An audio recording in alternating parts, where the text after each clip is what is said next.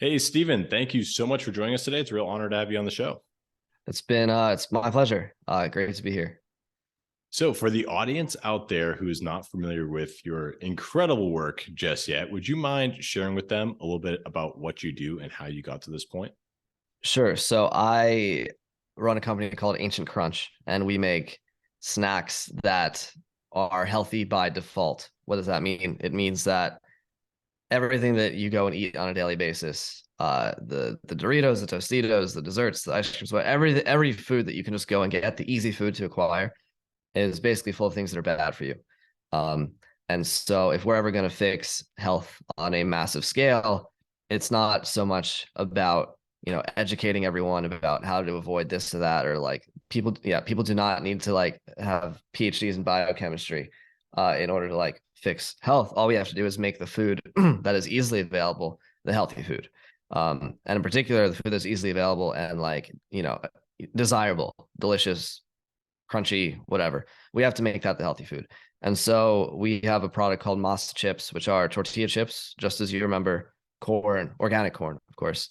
Corn, salt, crunchy, but they're made with beef tallow instead of seed oils, which are uh, ubiquitous in the packaged food space. So that's our first product, and our goal is to continue doing this until we turn everyone's most favorite foods into ones that are healthy, without having to without them having to like think about it. So, something that struck me with what you just described there, you just casually said, if we want to fix health on a massive Mhm. scale.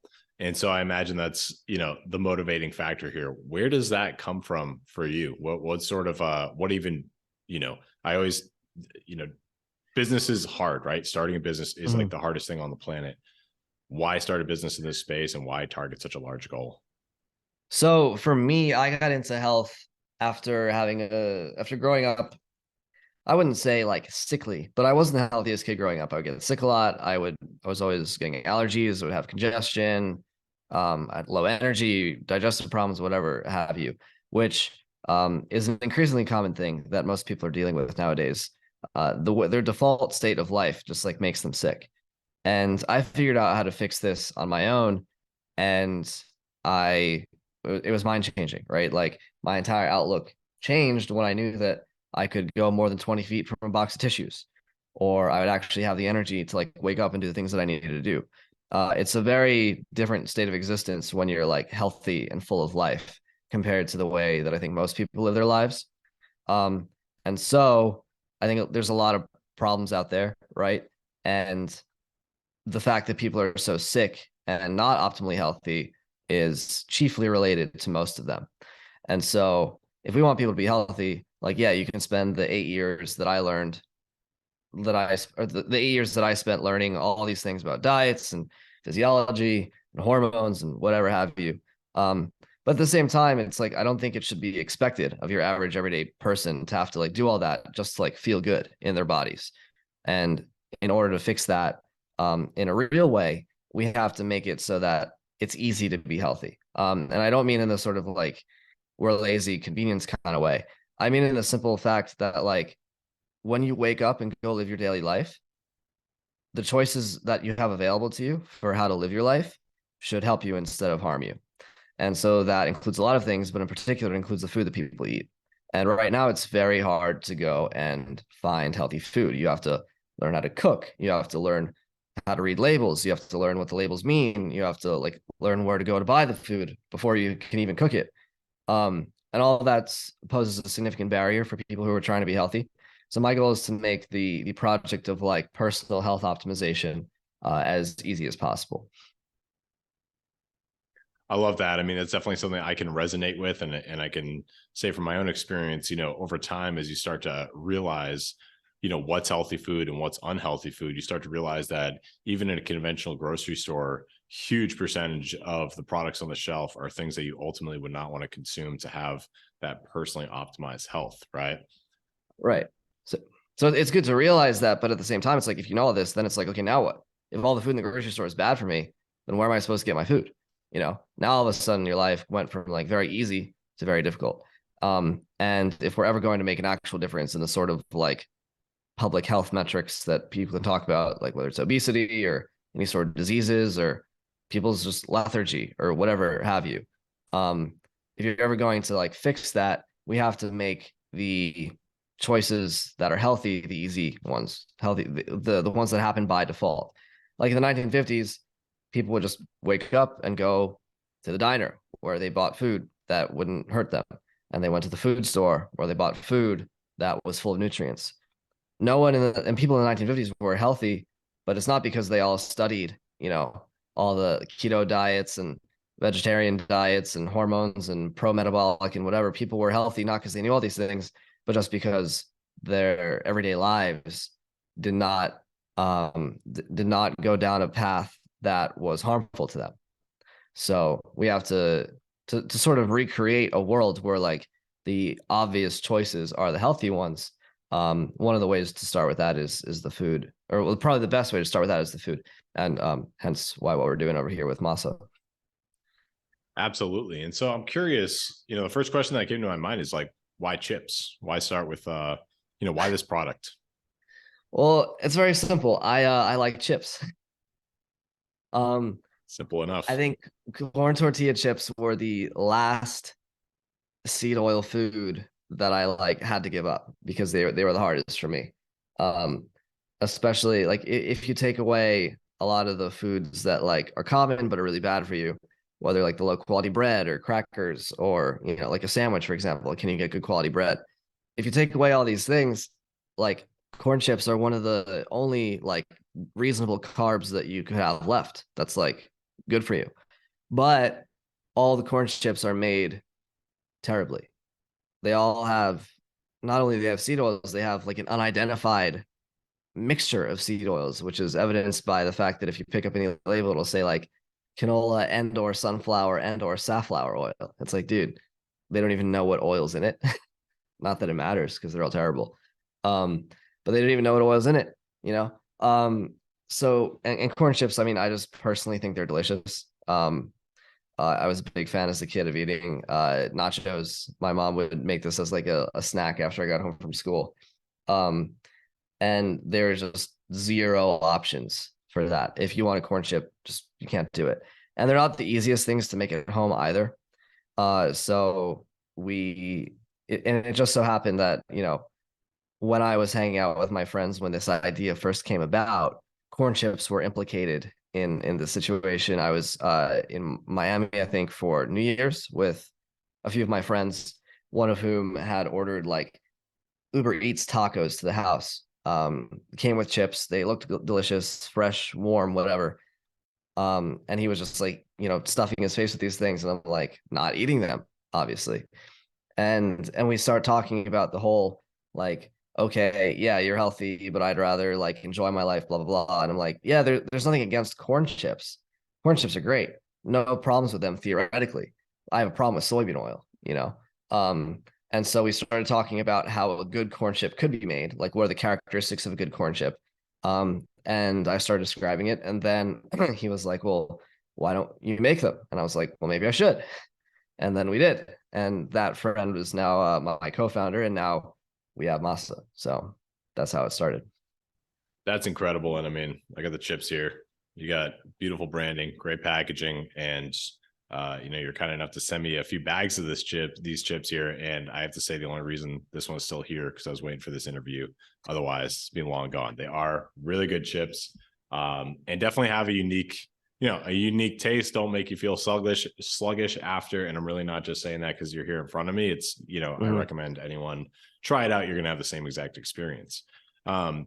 Before we get too far, you've used the term seed oils a couple times. And if you're a Twitter addict like myself and maybe some other people, then, you see that phrase maybe all the time now. It's a popular thing people are talking about, they're targeting and, bringing to light in maybe the public consciousness. But for you, how would you define a seed oil and why are they bad? Yeah. So seed oils, I need to work on the seed oil elevator pitch.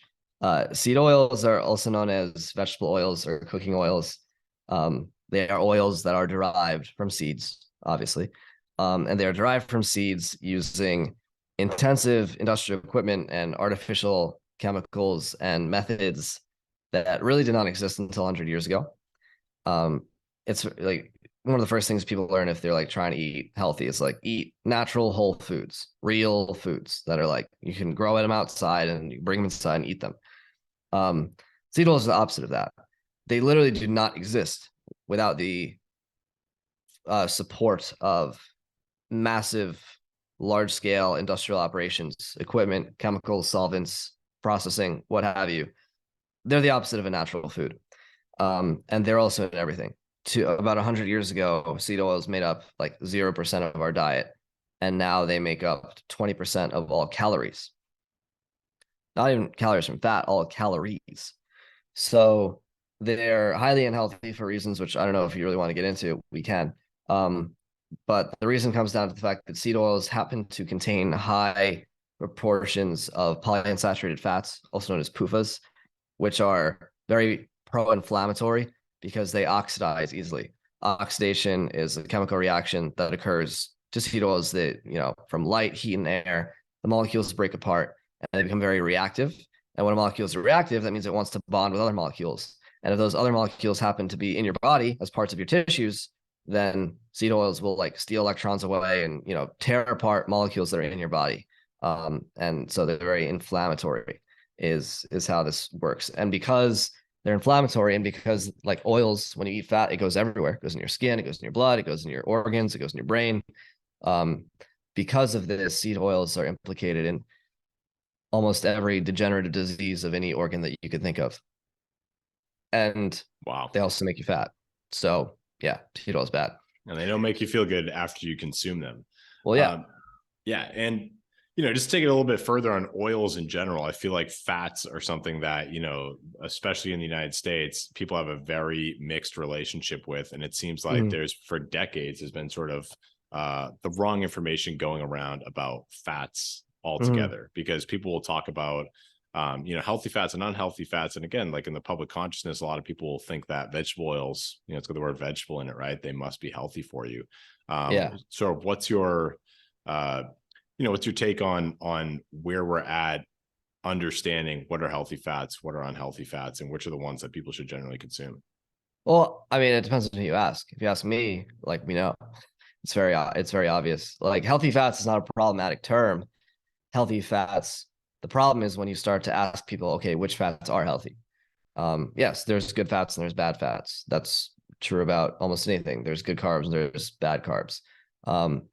Seed oils are bad fats, and good fats would include things like olive oil, which is not a seed oil. It comes from the fruit of the olive, not the seed of the olive. So it's like technically a fruit oil, just like avocado oil. Although there's a problem with avocado oil because most of it on the market is like laced and rancid because it comes from shady countries with unsupervised supply chains, and it's a poor quality thing. It comes from rotten avocados, right? So anyway, olive oil, coconut oil, butter, beef tallow, lard, ghee, which is another form of butter. Those are really the only oils you don't want to mess with. So this is something that's, I think a common question that people have when it comes to, all of a sudden you start to identify all these unhealthy oils, how they're in everything. And, we talked about like the vegetable oils they require and the seed oils in general require this crazy industrial process. And I recommend everybody, if you want to just have a general idea, like I looked up the how it's made YouTube video, just watch how it's made vegetable oil and then watch how it's made olive oil. And you're going to see a stark contrast because the vegetable oils, it's this insane, like you need centrifuges and high heat and temperature and all this crazy stuff, which, some people will still try and argue is healthy or whatever. You need hexane. Delicious. All these chemicals, all this horrible stuff. You look at the process for olive oil and it's like, oh, this is something being made for thousands of years. It's like this, process that people can do with low tech. You just squeeze the olives, literally. Squeeze the olives, yeah. And ultimately, it's like, hey, that's enough of an argument for me. I think generally with food, people need to think less. There's all these debates about what's the right food. To me, it's like something as simple as like, what's the process that goes into it, and watching a quick video like that can make a big difference. But where I think a lot of people are maybe at apprehensive is they might say, well, why is this in all of our food? How did this happen? And I've talked to other guests on the show talking about really like the FDA, right? And talking about the regulatory agencies and how, their goal is to protect us. And maybe it's a double-edged sword where if there is no FDA, we're going to have the worst food you can imagine. And that was likely the situation before any regulations. But where do you draw the line? How do you walk that line of regulations to create a world where we're getting the right guidance from our institutions? Yeah, well, the regulation question is interesting because 100 years ago or 250 years ago, whatever, 150 years ago, doesn't matter. We didn't have the worst food in the world. Food was pretty good. The problem with food and why you have regulations comes down to this issue of like trust, right? People know about Airbnb, commoditizing trust, the sharing economy, blah, blah, blah. eBay was like really the first company that allowed you to have online reviews for the vendors and all these things. When people existed in like pre-modern, pre-industrial times, they usually lived within a stone's throw from everyone that sold them anything. If they were to go buy meat, it was at the local butcher who got his beef from some farmer, in the town, or at least in the same county. If they were to buy milk, it was the milkman who would show up at their front door and drop off milk. Because these people were ingrained in the same community, they knew each other, and therefore there were social repercussions for like antisocial behavior. Antisocial behavior being, of course, cutting corners, lacing the food, making low quality food, whatever it is. There were social repercussions.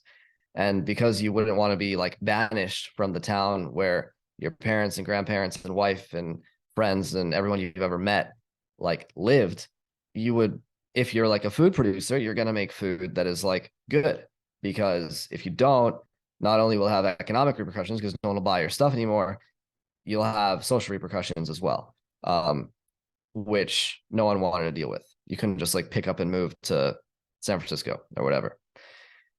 The problem started with the urbanization of the general population when people moved into cities. Cities are very big. There's a lot of people. They're very anonymous. And the people you're doing business with, buying your food, buying your meat, buying your milk, buying your produce, whatever, those people are just as anonymous. And there's very little social repercussion for them doing something that like is bad for you. Instead of individual people, you're now dealing with big companies also, right? So if you go to the grocery store and then you buy the food and the food is bad, who are you going to yell at? The person who put it on the shelf? Like, they're not responsible. Who's responsible? The CEO. CEO doesn't know where the heck they're getting their supplies from. Like, that's not his job. So like, no one is responsible. And when no one's responsible, that means all sorts of harmful things can be introduced, and no one's going to get the blame.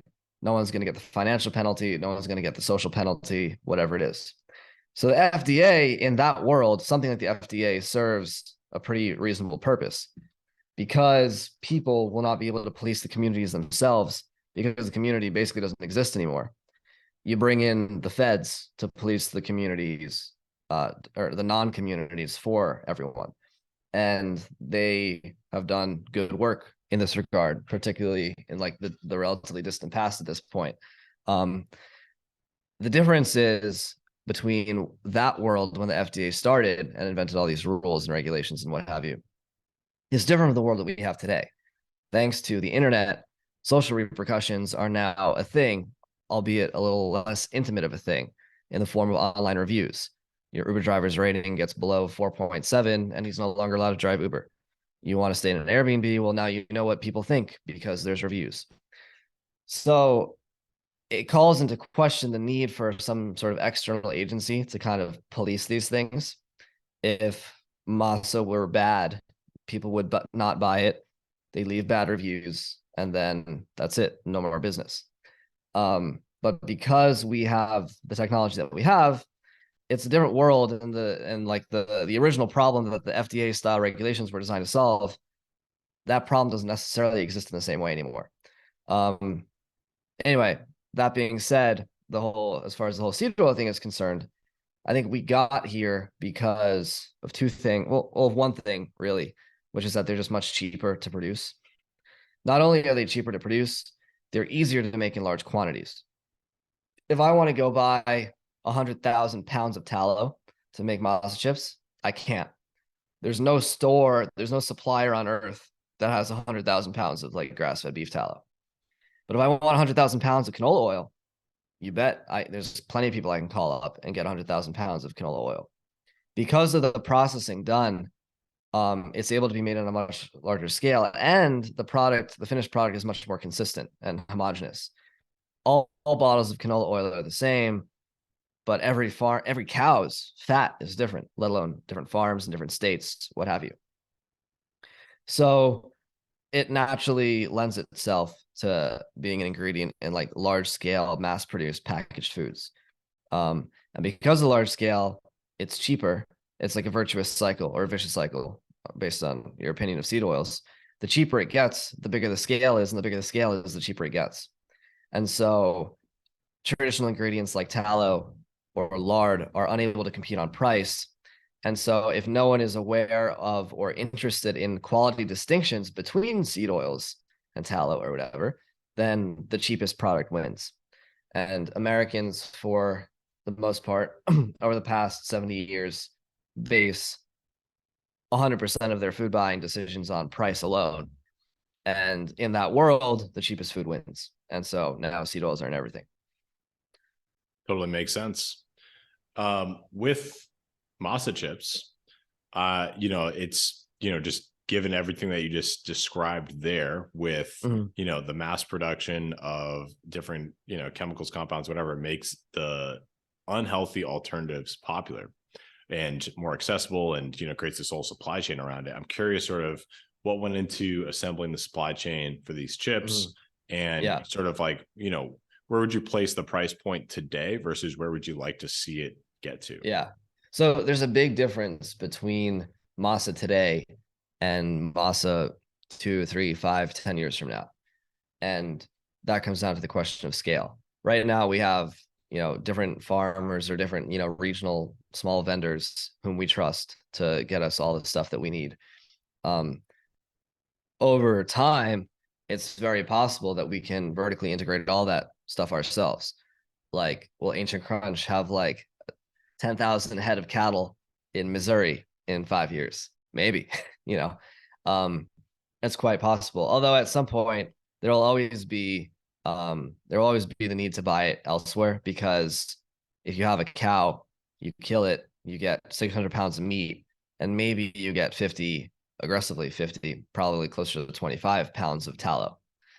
So there's a lot of useful parts of that animal in addition to the tallow. And so if we want to use the whole animal and whatever else, we're going to end up sourcing tallow from a variety of different vendors.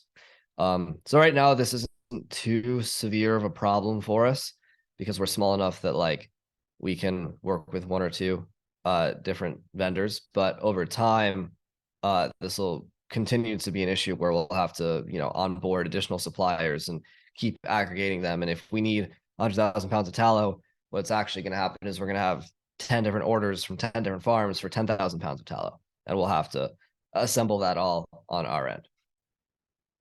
Got it. And so with additional popularity, additional scale creates a different dynamic for what's possible for, pricing chips competitively on the market, right? Oh yeah. And then so as far as the non-tallow components, there's a lot of things that like we just do inefficiently as a small business because you have to. Economies of scale are very real.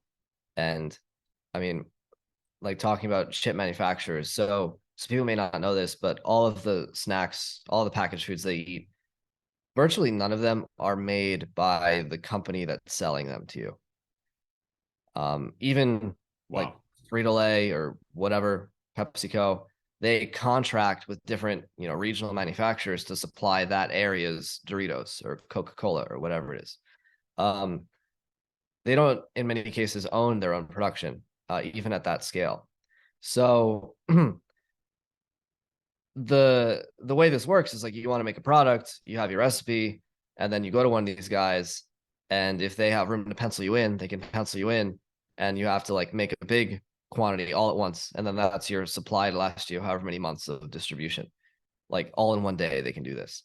And to give you an idea, a very, very small example, like such manufacturer that we've been talking to as like a partner that could help us make more chips, they can make in one day what we can make in 3 months. Wow. And that is a small manufacturer. That's like the only reason that we're even talking to him is because he's too small to service like the big brands that make a lot more chips. There's another, to give you a bit of context, a bit more context, there's another manufacturer that I talked to the other day whose minimum order for like anything that's like a unique formulation. So this is the other thing. These are like assembly lines, right? And so the cost of turning down the line or turning off the line to change it around, to change the formula, that's very expensive. So it's only justified or justifiable if they can make a lot of it at once. And so that's why you have things like large minimum order quantities. So to give you an idea of this co-manufacturer, which is probably one of the bigger ones, their minimum order quantity, like just to get your foot in the door, is 1.5 million pounds a year. Wow. Million pounds of chips. It's a lot of chips. It's a lot of chips because our bags are 2 ounces. So that's like times 8. That's around whatever. That's like 10 million bags. And that's like the starting point, you know? So you can imagine how there's companies that are making, they're selling 10 million pounds, 20 million pounds, 100 million pounds a year. Wow. Yeah. Now, when you're going to these different manufacturers, I'm curious, what's the feedback that you get related to your product? I'm sure you're going to them and you're trying to explain like, hey, we're trying to use these simple ingredients, you know. Most people are uninterested. Or okay, most people's quality standards are not what we want. And many of them are uninterested in making the necessary changes to accommodate our standards. Basically, if we showed up and we're like, hey, can you make organic corn and canola oil? Not a problem. We can do that all day. But the minute we start to say tallow, things change because that's just like they are not built for that. I would not claim that they have any sort of ideological opposition to tallow, but even though it's almost an exactly similar process as making chips in any oil, even though it's a very similar process, it's different enough that most of them are unable to make the changes needed in order to produce it. Interesting. And so, I mean, ultimately, you're going up against a giant, right? And this is something that I always think of, you know, there's a number of, I love talking with entrepreneurs that are trying to solve big problems. And, you know, it's like you have a small lever to start with to try and make these changes occur. And you're going up against huge multi-billion-dollar industries, a multi-billion-dollar industry, huge companies. You know, what would you, you know, have you thought through kind of like what could be the outcome of creating a product that will ultimately have a dent in the market, right? And being, you know, sort of all of a sudden having the eyes of these competitors on your business and being able to compete on that playing field. So you're saying like what happens if Frito-Lay wakes up and decides to make tallow chips? What happens if they wake up and they say, you know, either, hey, we should make some tallow chips, or, you know, hey, how do we put MASA out of business, right? Or how do we acquire, you know, how do we buy them out essentially to just eliminate this threat? Well, I don't know that they would like, so I haven't seen food companies or many examples of food companies buying competitors just to shut them down. I mean, if your competitor is doing well, definitionally, they're a profitable business. And so if you were to buy them, you would just keep them as a profitable business. Many such examples of this in recent memory with like the sort of healthy brands. Primal Kitchen was probably the first big one that people talk about. They sell like avocado oil mayo and salad dressings and things. I believe they were bought by Kraft, and you can find them in stores. And the formula is the same thing. Epic Foods is another good example of this. They make like regeneratively farmed, regeneratively raised, high quality like meat, like cured meat products, meat sticks.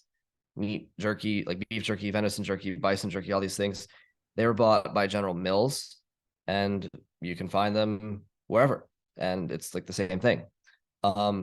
So if there's a profitable opportunity, like once again, the snack industry is not ideologically opposed. Well, most of it, I would say, is not ideologically opposed to tallow chips.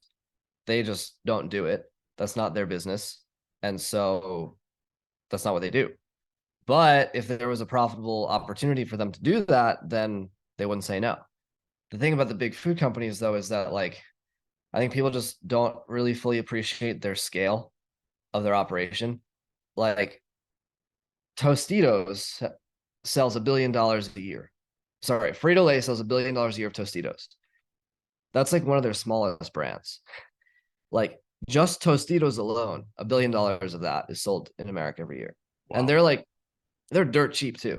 Like if we're talking equivalent chips with MASA pricing, that would be like, I think $5 billion of MASA a year if you replaced every bag of Tostitos with MASA. Wow. Right. It's a lot of chips. So like even something that's like that would be considered massively successful by like the standards of most normal people, and pretty much any small business, like selling $10 million a year, I think to a lot of people is like, whoa, that's big. $10 million a year is 100 times smaller than Tostitos. Like that means when they're looking at numbers, your numbers appear in like basically the cents column. A rounding right? Error, if you will. Yeah, it's rounding error. So it's like, okay, we're doing really well, but like, is that even big enough to be noticed by one of these companies? And if it is, well, like oftentimes, yes, companies do try to copy competitors, but at the same time, it seems to be much more common for these big food companies to just try to acquire competitors. Kraft did not come out with avocado oil mayo. They just bought Primal Kitchen. General Mills did not develop a line of regenerative beef sticks. They just bought Epic Foods. Their business model is not the creation of new brands. Their business model is the efficient running, distribution, and marketing of big brands. They don't employ people who are like good at the entrepreneurial skill set needed to create a new company. That's not who works there. People who want to do something cool and have the creative impulse and like the tenacity and whatever other skills you want to attribute to entrepreneurs, people who have those skills don't work for PepsiCo. Well, not to insult all PepsiCo employees, but there's not really positions for them, right? There's positions for supply chain managers and logistics operators and factory line managers and like, you know, financial analysts and all these things. There's not really positions for brand entrepreneur at Frito-Lay. You know, that's not what they do. What they do is they take their products and they take their fleet of trucks and they take their like dozens of factories around the country and they make their products and as large of a scale as they possibly can to make them as cheap as they possibly can. And they efficiently distribute them to all the grocery stores of the country.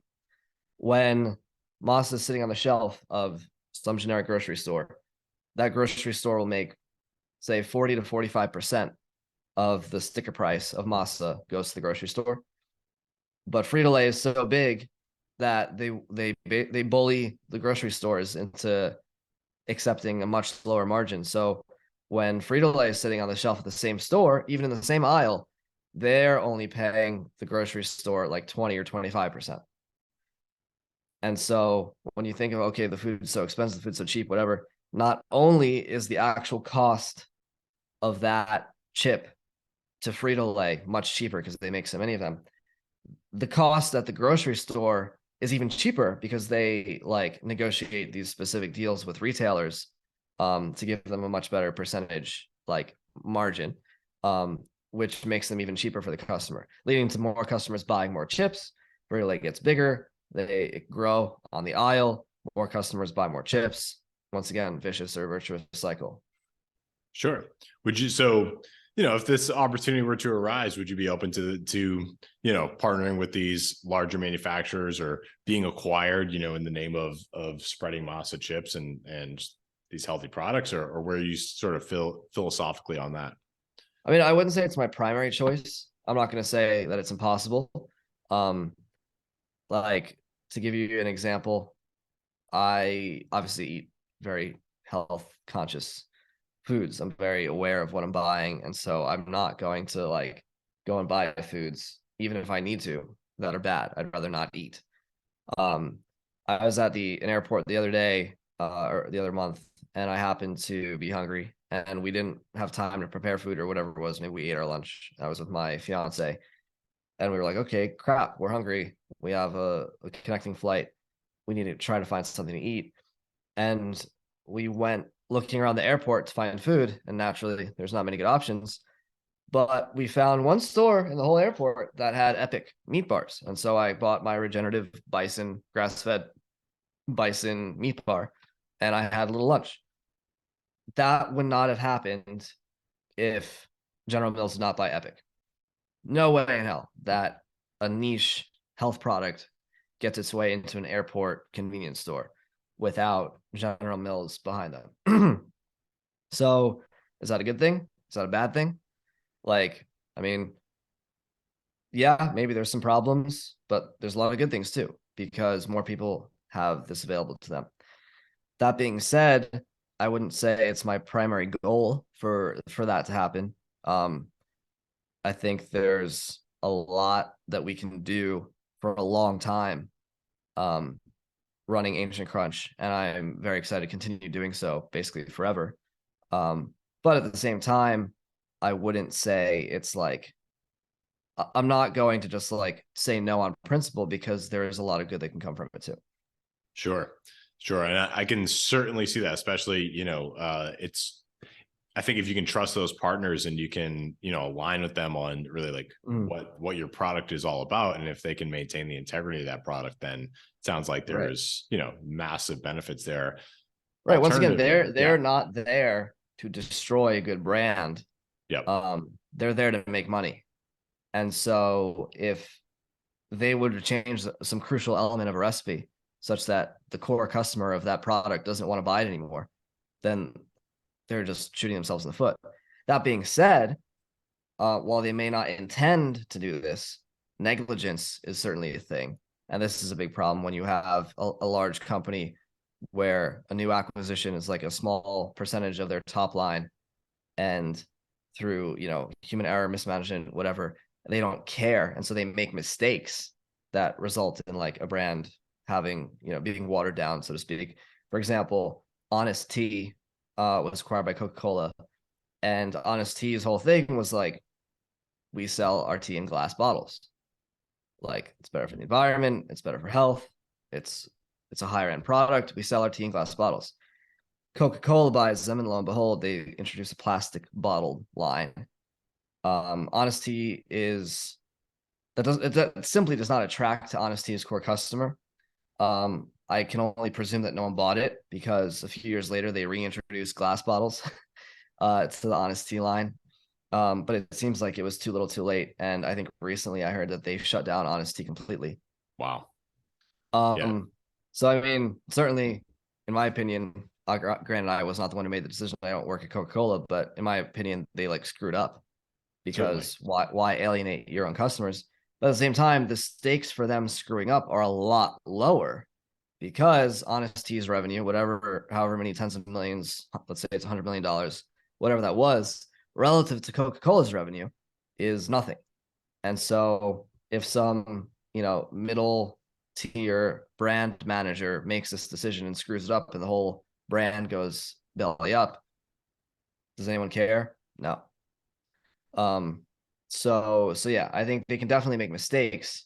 But it's definitionally not in their interest to purposefully do things that will like harm brand value. Most obvious of which would be like changing crucial elements of the recipe. I know the people who still work at Epic, and from what I understand, it's the same product, same supply chain, same farms, same product. I've heard rumors that Primal Kitchen basically signed a contract with Kraft that said that they can't change the recipe for like 20 years after acquisition. So yeah, I mean, sometimes it goes well, sometimes it doesn't go well. I think the person in that instance would have to trust based on the contract and their relationship and whatever else. But But obviously, once again, the big companies at the end of the day don't really care. These things are rounding error for them. So yeah, like I said, not really my intended outcome here, but I'm not going to be one of those people that says it's completely bad on principle simply because it's not. Sure. Yeah. And I Yeah. mean, again, that makes total sense to me. And, you know, sort of what the common theme I'm sort of hearing here, or, you know, kind of things are distilling down to, is it comes down to what the consumer understands about the brand and the consumer's, Mhm. you know, education. And for the honesty example, where they're buying it because of the brand image being in the glass bottles and everything that goes with it. Of Mhm. course, that's going to have a negative effect. So hopefully those stories can act as really a case study for large Mhm. food companies to, you know, preserve those, you know, the intentions of a brand, the quality and integrity that goes Yeah. into it. Yeah, I think that's a good point. Like, so Frito-Lay started out as everything was. It was fried in like lard, or so like Lay's, sorry, not Frito-Lay. Lay's potato chips were fried in lard or beef tallow, because everything was when they were invented in like God knows when, the 1930s, 1920s. That was never a core part of their brand. And so for them to change the oil in which it's fried, their customers don't notice or care. And so they keep buying because that was never the thing that they really identified with. Um, but guess what? Lay's hasn't changed. The logo, the colors.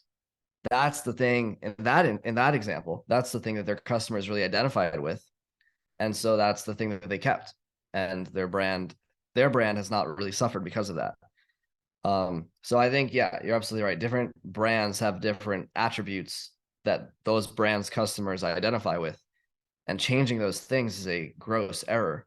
But there are other aspects that you can change that no one really identifies with, that no one's going to really complain about. Sure. Maybe in your case, it's the opposite. If they decide, you know, hypothetically, Yeah. you know, some food manufacturer decides, hey, we want MASA chips. These are amazing. We love the brand. Everything goes with it. What matters is the integrity of the food. Maybe the packaging itself is not, Right. like, you know, might not speak to Right. the brand image as much as the other things. Yeah, for sure. 100%. Cool. So I'm curious, sort of, where do you see, you know, where's your outlook right now? What are your biggest you know, what are your biggest pains to growth? You know, I know you guys are Yeah. still, you know, in the early stages here, but where would you like to, you know, where would you like to see yourself at the end of, you know, 1 year, 2 years, you know, and then down the road? Yeah. Our biggest issue at the moment is making enough chips. We were out of stock actually for the past 2 weeks, and I think on 2 days ago we went back in stock. Um, people people love Moss chips, and they buy like every chip that we have available. Um, so that's great. It's awesome to see. It's very inspiring, but at the same time, it's also a problem because it's like people want our products and we can't get it to them. So because of that, the obvious issue that we have to overcome is like increasing our ability to produce more chips. Um, I mean, eventually, then I'm sure we'll have an overabundance of chips, and then we'll need to go back to marketing, but for now, the core issue is like making more chips.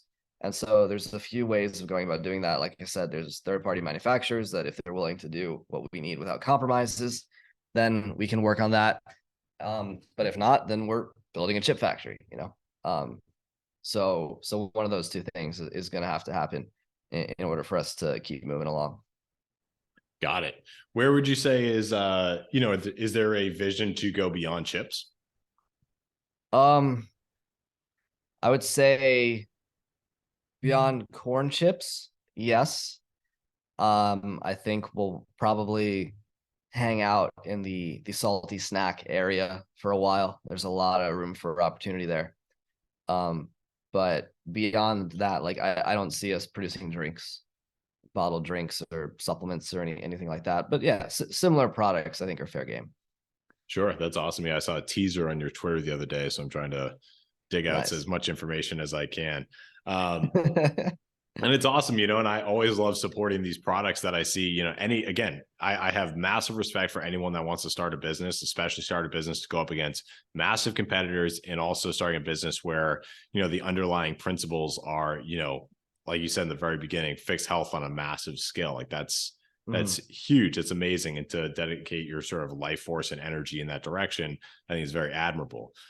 There's other people that are sort of in, let's call it this health conscious, you know, Twitter space.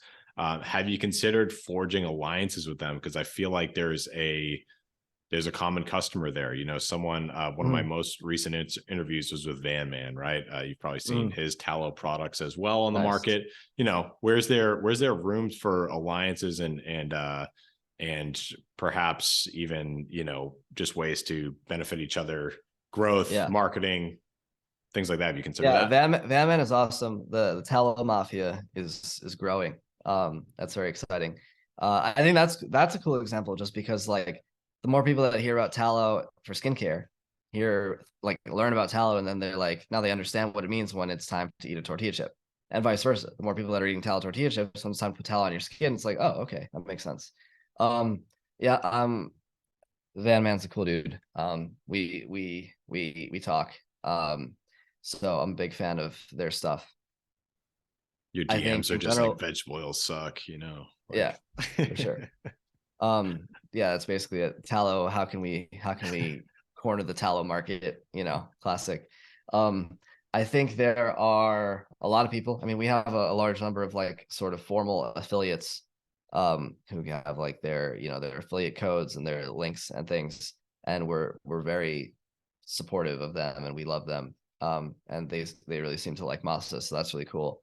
Um, yeah, I mean, if there's any specific people you have in mind that we're not already like that aren't already talking about MASA, let me know. We'll hit them up. But yeah, love for this. sure. Yeah. Well, yeah, I mean, ultimately, I think this is turning into a category of interviews. I have a few more lined up with, let's call them alternative option entrepreneurs, you know, and sort of going Mm, up against some of these massive industries that, you know, again, you walk into the grocery store, you see most of the products are trash. I talked with Van Man about, you know, you walk into the pharmacy and it's the same situation. And same so thing. Yeah. I think ultimately it comes down to, again, it's educating consumers and to me, something that I try to practice, and I think you know, sounds like you're in the same boat with is just voting with your dollars, right? Yeah. Where if you can, you know, and I think this is probably one of the most underrated things that people can do every Mm, single day is vote with your dollars. And so that means if you like, you know, what Steven here is doing, if you like Masa chips, you should intend to put as many of your dollars in your salty food budget into masa chips, then that way mm, you know, the competition sees that as, you know, it becomes real, right? It becomes more than yeah. just a rounding error, it becomes an opportunity. And ultimately, you know, that's how he using a small lever can make a huge impact on these, again, massive Oh industries. yeah. And you see it I play mean, I down the think road, right? You have to not only have the impact on the one product today, but have that be so significant that it will shape those food manufacturers multi-billion dollar yeah. plants to update their equipment, their supply chain, and all those things, invest in the right materials, the right tools, the right Mhm. process to actually embrace these products. Yeah, I think that's a very important point and something I think a lot of people get wrong, which is there's a lot of complaints, as I'm sure you're aware, and most of the listeners will be aware of like people railing against the industry for being like evil in some way. Yes. Like they're poisoning us. They're, you know, they're not feeding us good things. It's like they're out to get us. They don't have our best interest in mind. They're greedy, evil, whatever, this and that. Um, people, or so these companies are unable to exist. Yes, they have a lot of money. They have propaganda, they have marketing budgets, whatever. But where does the money come from? That money comes from people who give them money. Frito-Lay is not out on the street corner holding a gun up to someone's head saying, buy Lays or I'll kill you. They're not doing that. Literally not doing that at all. People walk into the store with their hard earned money from their paycheck and voluntarily give money to these companies, which don't use the best methods or whatever have you. Frito-Lay only does what they do because people buy it. If people didn't buy it, this would not be an issue. They wouldn't exist. And so it's very easy to see these big companies with all their money and their budgets and whatever and like get mad at them as like the agents of the terrible state of the health and food world or whatever. It's very easy to get mad at them. But what really people need to be doing is looking in the mirror and thinking, wait a second, this company doesn't exist. Or this company only exists because I pay for them to exist. And maybe you don't, right? Maybe your friend doesn't, but maybe your sister does. Maybe your aunt does. Maybe your uncle does. You know, maybe your other friends do.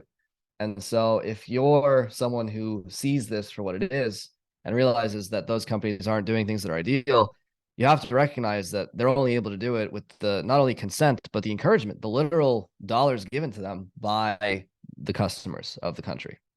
So if there's anything you can do, right, you're not going to have a bigger budget than them. You're not going to spend them on marketing or whatever. But what you can do is convince people to do exactly this, deprive them of the only resource they have, which is money. And even better, funnel that resource into the hands of people who can like use it for good, basically. Yeah, make it make sense for them to embrace these to embrace a different way of creating food, right? Yeah. They're not like, if people woke up tomorrow and stopped buying seed oils, they would get their act together real quick, or they go out of business, you know. Where have you seen the trend? You know, like you got a product on the market. I think new people are hearing about seed oils every single day, you know, from your earliest, you know, knowledge of, you know, how unhealthy the foods were till today. Where have you seen, you know, how have you seen this trend change? The trend of like food getting healthier. Yeah. I mean, Momentum. I think it's everywhere. I mean, we were down to like 1,000 or 1,500 farmers markets in the US in like the late 90s. And now they're basically in every single town. Organic wasn't a thing at all anywhere 30 years ago. And now every grocery store, even the cheap ones, have organic sections. Now, that's not to say organic is the end all be all. Obviously, it's not. But the point is, the trend is moving in that direction. And I think that's in large part because people want to pay for it, right? If customers show up and they want to spend more money on XYZ, and the companies are going to make XYZ because that's what makes the money. So I think overall the trend is very encouraging. I think what is yet to happen, which is what we're working on, is people have yet to fully internalize the fact that healthy food also tastes good. And that's like a big cultural issue for Americans. People think that if it is healthy, it must taste bad. Kale chips, chia seeds, whatever, cardboard, weird alternative flours, coconut sugar, blah, blah, blah. And that is a big PR problem that healthy foods have, because it's not true. You ate MASA, right? You almost finished the entire thing. But it's a healthy chip. That fact is like cognitive dissonance to most people, because that's just not what they've been trained to believe. They've been trained to believe tastes good, bad for me. Healthy, tastes bad. So I think that perception changing is going to be the biggest catalyst for this sort of revolution. Once people truly realize that they can get the healthiest foods while also maintaining their level of enjoyment, then, you know, lights out. It's all over. But until that point, we have a lot of work to do. What would be your, you know, ideal situation if what would be your ideal situation, let's say in 10 years time, you know, with these trends and ultimately with MASA? I mean, 10 years time, maybe 10, 15, whatever it is, like the center aisle of every grocery store is full of products like MASA. The same stuff. It's got cheese doodles, it's got pretzels, it's got chips, it's got crackers, it's got whatever. But all of those things are made with the optimal ingredients possible. I think it's doable. People just have to like know about it, and then it has to be made available to them, and they have to buy it, and they have to realize like, hey, this is better. They feel better. It tastes better. Everything's better. And I think that's not an impossible outcome, at least for like a certain percentage of grocery stores. 100%. Yeah, I have to run Yeah. to my next call, but I don't know if you have any parting things you want to shoot I out. was just going to say, you know, I was going to just about to wrap it up. But so, and I appreciate your time very much today. Super excited for the future of MASA. Last thing I want to ask is if you have any particular asks, requests, or words of advice for the audience out there listening. Buy MASA chips, masachips.com. Follow me, really tan man. And yeah, I think vote with your dollar. Whether it's voting for me with your dollar or anyone else, I don't really care, as long as it's like the types of companies that are doing good things and not taking your money and spending it on horrible chemicals irresponsibly. That's the most powerful thing you can do. And people often think they have no power in the face of like these massive opponents, but they really do. It's just a strength in numbers thing. And every dollar matters, basically. Love it, man. Well, thank you so much for your time today, and also thank you for your dedication to this and putting your energy in this direction. I think it's massively important that more people get entrepreneurially involved in here. Please, yes, follow Really Tan Man on Twitter. Great stuff, and again, really excited to see the trajectory of MASA chips in the future. You're the man, dude. Thank you very much, and we'll talk soon. Awesome. Thanks, Patrick.